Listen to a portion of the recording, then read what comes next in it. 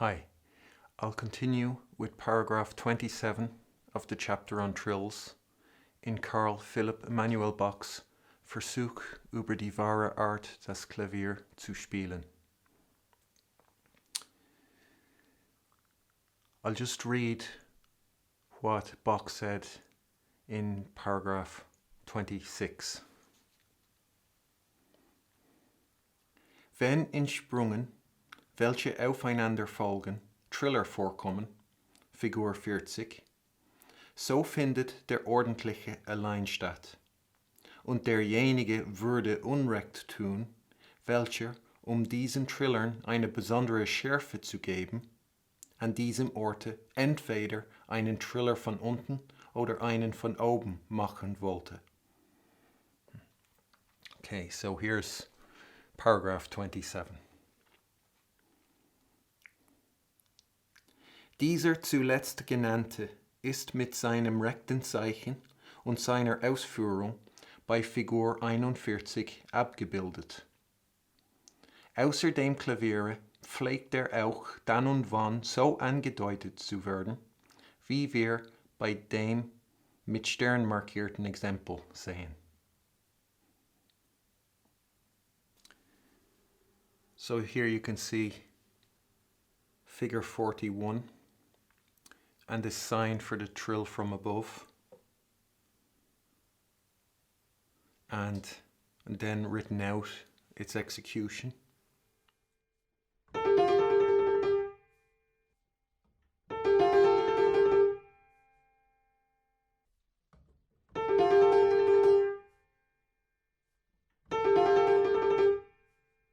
And then in the next bars you can see how it will also be indicated.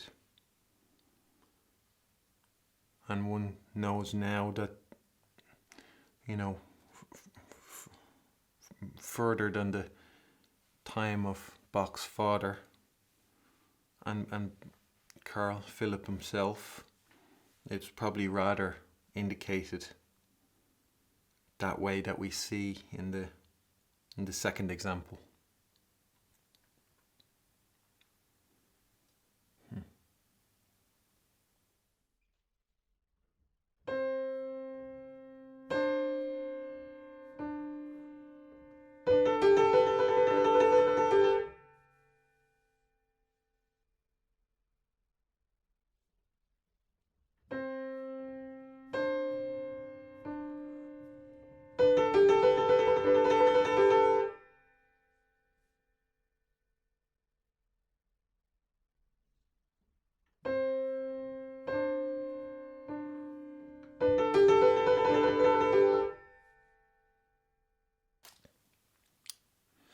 Da unter allen Trillern die meisten Noten enthält, so erfordert auch die längste Note.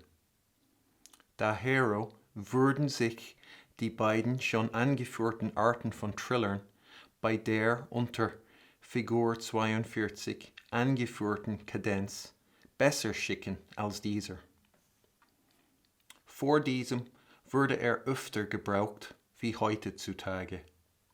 Jetzo braucht man ihn hauptsächlich bei der wiederholten vorigen Note, Figur 43a, im Heruntergehen, B, und im Herunterspringen eine Tertie, C. So here's figure 42. And Bach says, since this trill has the most notes of any of the trills, it therefore also requires the longest note, which, you know, makes sense. Certainly doesn't, you know, your logic alarm bells don't start ringing when you hear that. It seems to be sound.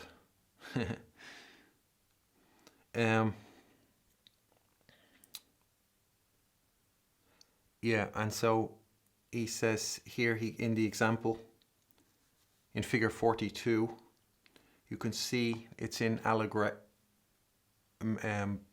Bach marks the tempo as Allegretto. And there you can see the trill sign over a quarter note, or a crotchet over the D. And in the, this edition here, Bärenreiter, they've transposed the original. Bach had those in the other clef where middle C is on the first line, on the bottom line of the stave, where E would normally be. And so Bärenreiter transposed the examples into the normal clef, treble clef that we're used to. And there they left out the other indication in the original, which I'm glad to say they included in their edition. You can see that Bach included signs for both trills over the D, the one for the ordinary trill and the one for the trill from below. And when Bärenreiter transposed that, they didn't add the two trill signs. So in the original, in Bach's, he has added the two signs to indicate the two trills that would work over that D. Yeah.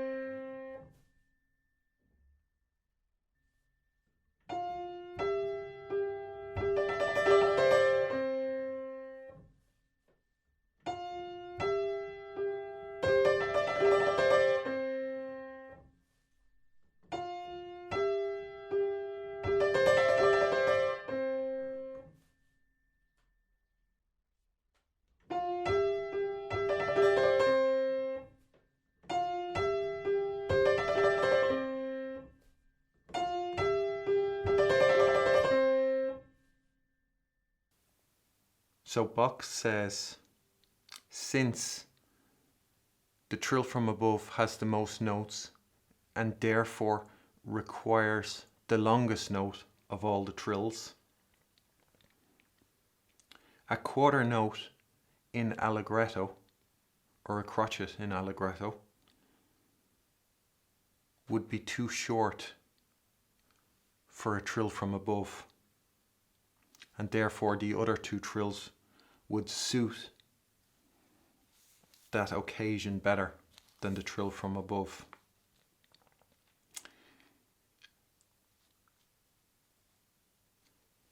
This is this can be easily overlooked, this detail, but it is quite a useful one. And Bach says in that paragraph that previously the trills from above were used a lot more frequently than nowadays. The then-a-days, speaking in Bach's time.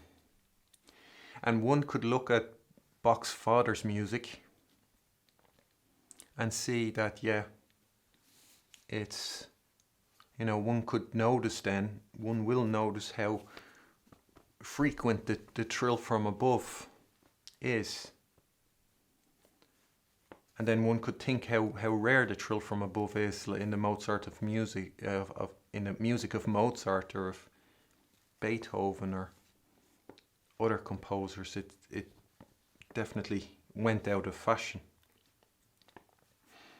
But in Bach's music, or Johann Sebastian Bach's music, it's still very much in fashion. And a thing with Bach's father's music is the tempo. You know, he doesn't write in the words that will indicate tempo, like Allegro or Moderato or Andante or any of those. They're quite rare in Johann Sebastian Bach's music.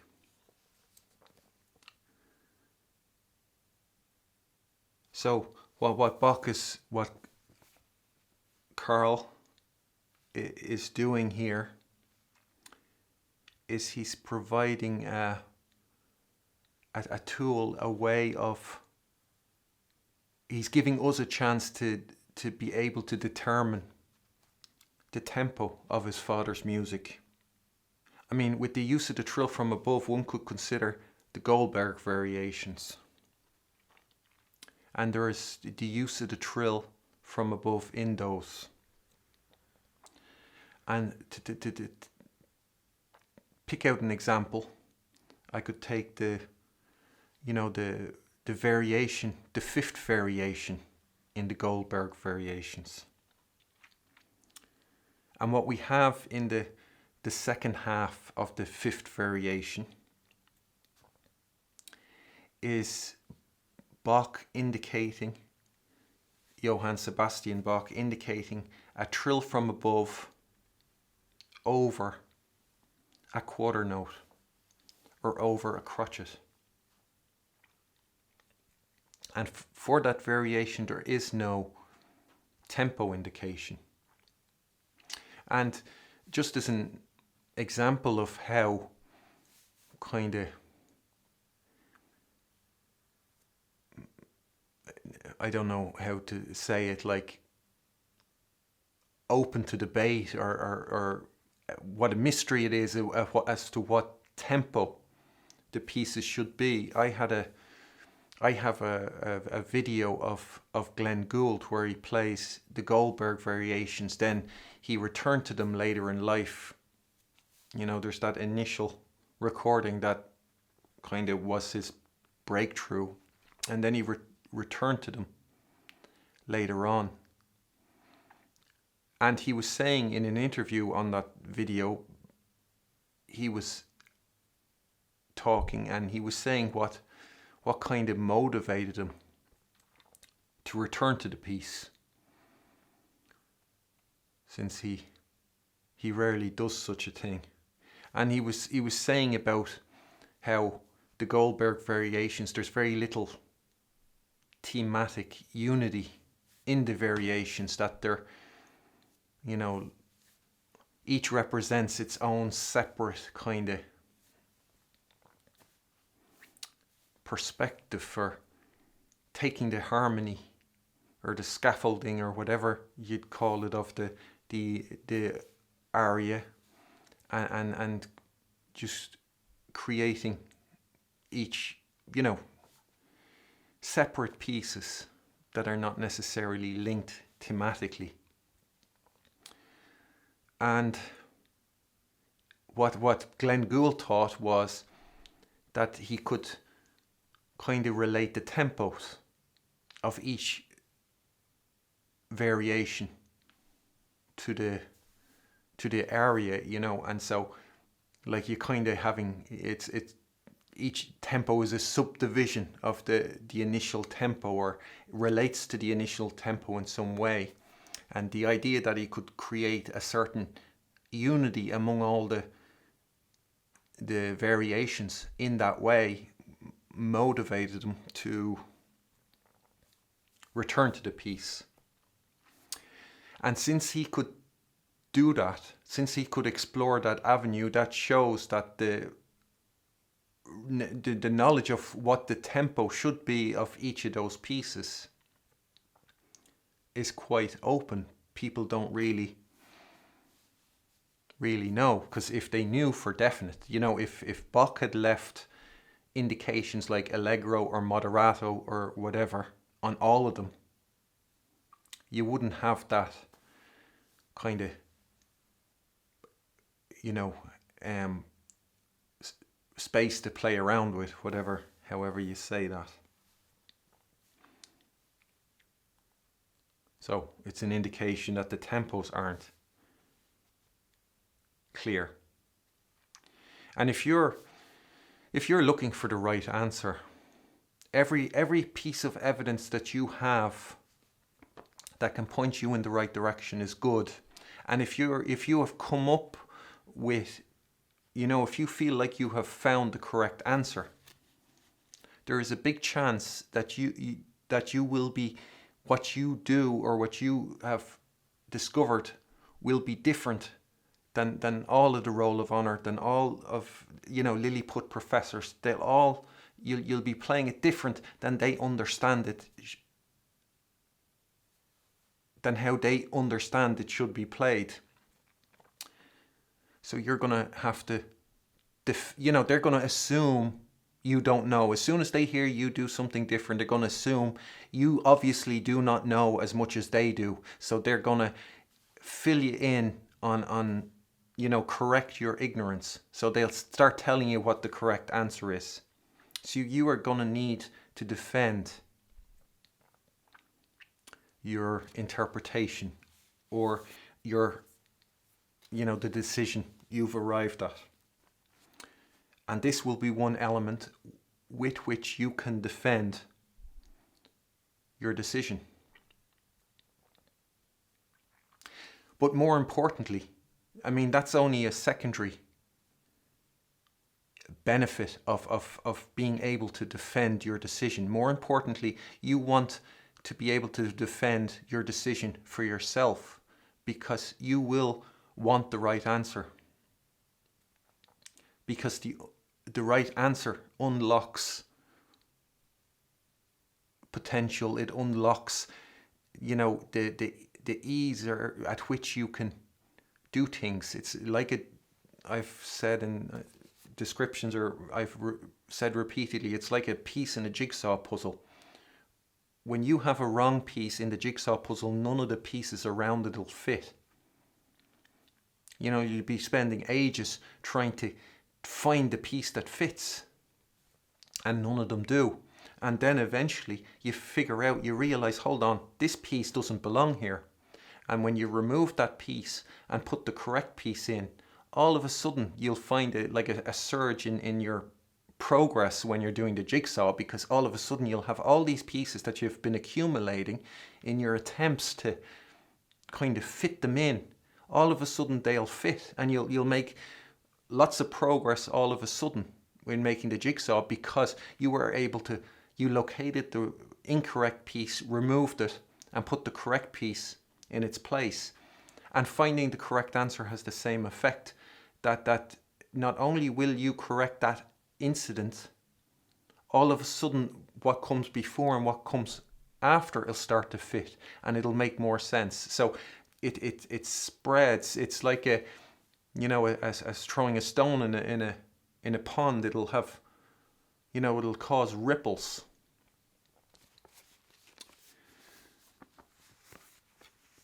So that is what you stand to gain from discovering the right answer. And so first and foremost, you are going to want to be able to defend your decision for yourself. And the more elements you have to defend your decision, the closer, the more assurance you can have that you are in fact heading in the right direction, and you are getting closer to the right answer. And eventually when you find the right answer, all of a sudden all the pieces around it fit. Things that you didn't even know needed to make sense will make sense. It's like with the Passionata, not to go on about it, but you can see how, when you have the right answer, all of a sudden everything Bach says about the trill from below fits to the right answer. Whereas with Lilliput, everything Bach says about the trill from below is at odds with their answer, because it's the incorrect answer. Nothing fits, and they won't find evidence for it anywhere because it's incorrect. They'll have to twist and manipulate these tiny scraps of evidence to try and justify it. Yeah, so when one considers that variation 5 of the Goldberg variations, and one sees that trill from above over a quarter note, like in bar 17, or in bar 21, or in bar 22,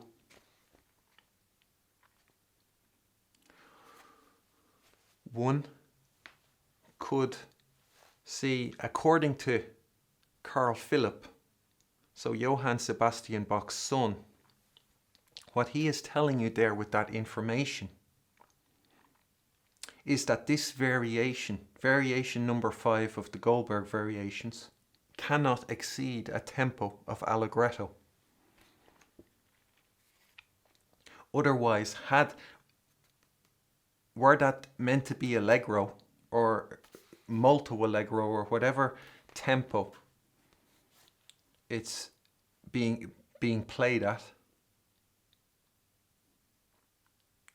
Bach would not have assigned that note a trill from above.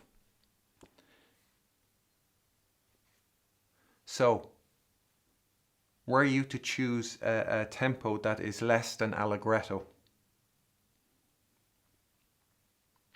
and were you told then you're playing it too slowly, you have the wrong tempo, you can say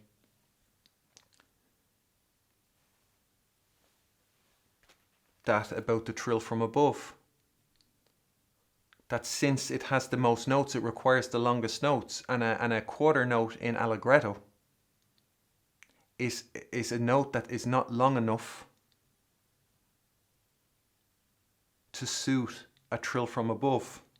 So had Bach, J.S. Bach, considered, or had he wanted that variation to be an Allegro, he would not have assigned a trill from above to that note, because that note would not be long enough. So you're getting an indication from Carl Philipp himself as to what that tempo in variation 5 would be. And like I said, it's all, people are groping around in the dark as to what the tempo should be. And the correct tempo, if that jigsaw piece is correct, there'll be lots of other elements in the music that'll suddenly make sense. So that's just an example of how that can be used. What seems like a very, insignificant or slight kind of addition or mention, that it requires the longest note, and what Bach is actually doing is he's helping you discover the true tempo of certain pieces by Bach. And it's like when you're searching and you'll be searching for the right answer, and this proves a puzzle to everybody, and especially those in Lilliput or in the Roll of Honor, because they're dealing in notes. And I find this ironic in a way that notes are their currency, and so when there's too few notes,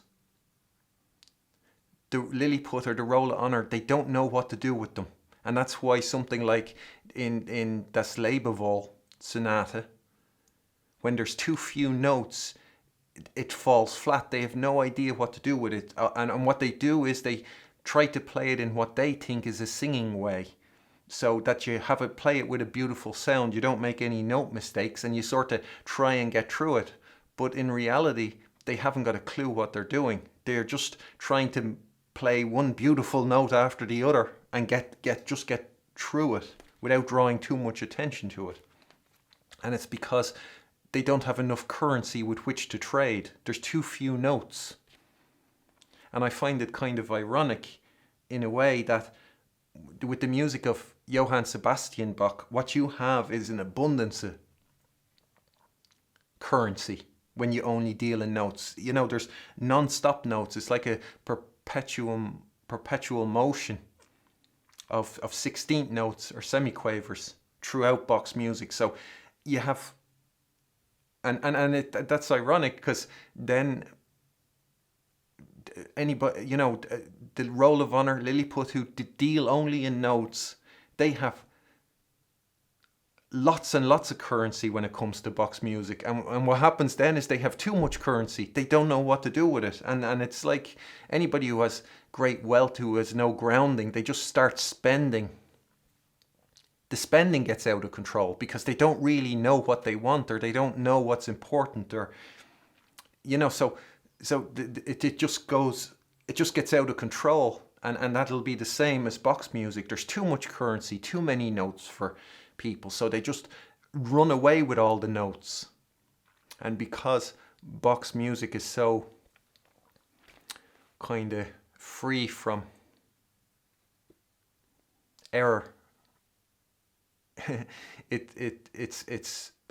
you know, it starts to flow like oil. You know, you can just you know, get carried away, get lost in all the notes, and you can't. It's just too much currency. So it's ironic that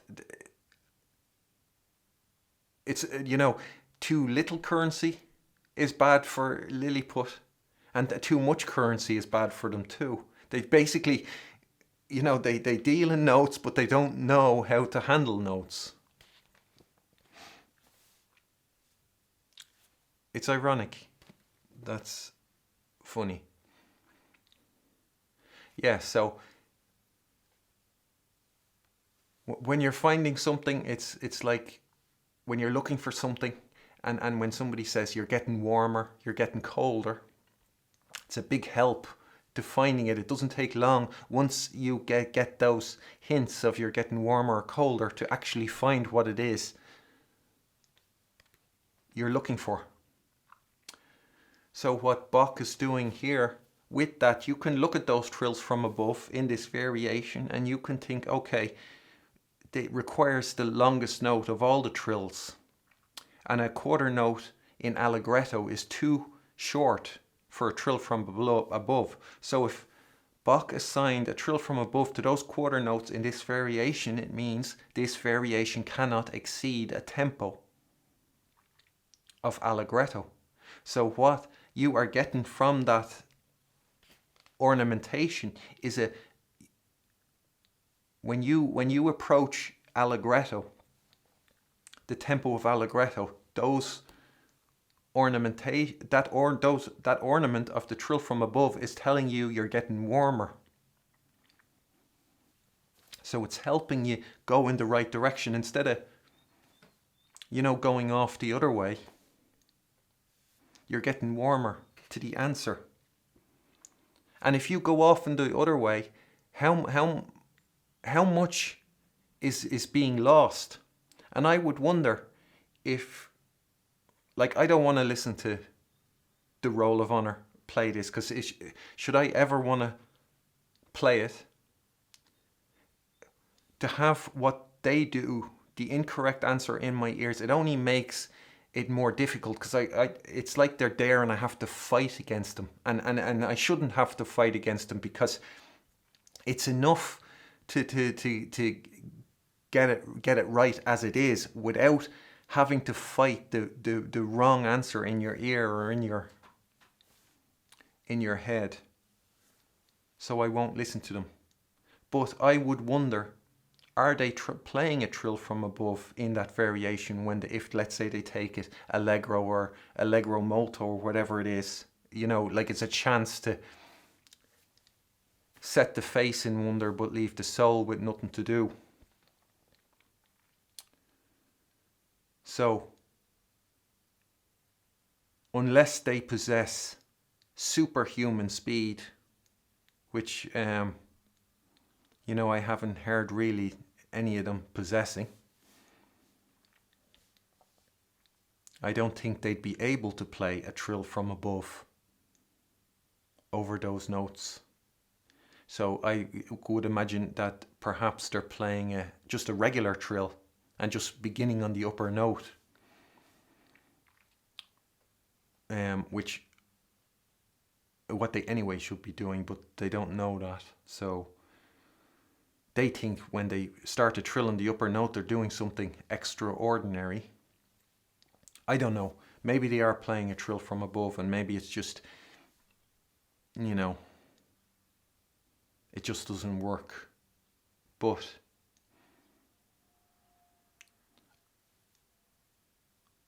I would wonder, are they actually playing a trill from above there? Yeah, so that's just how that can be used. And it's quite useful. The more evidence you have that points you in the direction of the correct answer, the better it is for you to, one, be confident that you are actually making the correct decision, and then two, afterwards, to be able to defend your decision. And what you will find as well in the situation is that when you are able to defend your decision, you'll find out that all those people who think they're doing what, who are following the crowd and doing what's generally accepted, you will find out that none of them are able to defend any of their decisions because they don't feel like they have to. Somebody else took care of that for them a long time ago. They're just copying that person. That is another thing, that if you as well, so if you come across, like if you actually find the correct tempo of that variation and you find you are doing it different to everybody else, one could imagine that it will be you against, let's say, 10,000 people. If 10,000 people are playing it, as fast as they possibly can,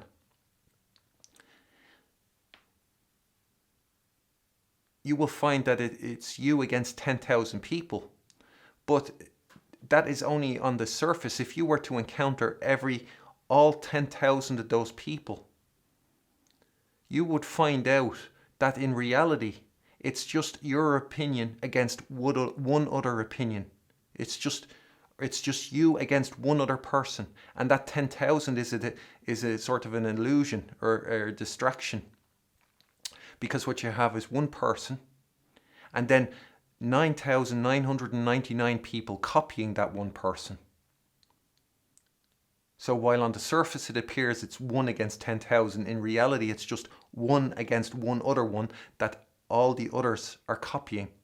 And so you will find out, when you are able to defend your decision, you will find out that that nobody is able to defend what they think is the accepted norm. Yeah, so it seems like a small detail, but it is quite useful in your search for the truth. And it is significant, because you can imagine that there is maybe a chance that Carl Philipp will have heard his father play that variation himself. And that when Carl Philipp says that about that the trill from above, a quarter note in Allegretto is too short for a trill from above, that he'll have heard his father play that fifth variation of the Goldberg variations. And he won't be thinking, hold on, well, what about that fifth variation? I better not say that because that fifth variation is molto allegro. And so I'd have to, maybe, I'll just forget it. No. He'd know if that was a big exception. And he wouldn't say it, because nothing Bach says is said lightly.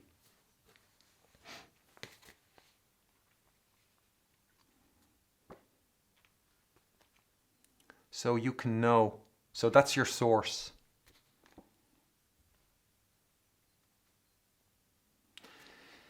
And who is in your gut, who would you think is the person to heed? is it Glenn Gould or is it Carl Philipp Emanuel Bach? And that's not against Glenn Gould. I find him entertaining, and you know, if I could spend an evening with a pianist, he might be, you know, one of my choices, because it'd be an entertaining evening to talk to him. But he might not necessarily be correct.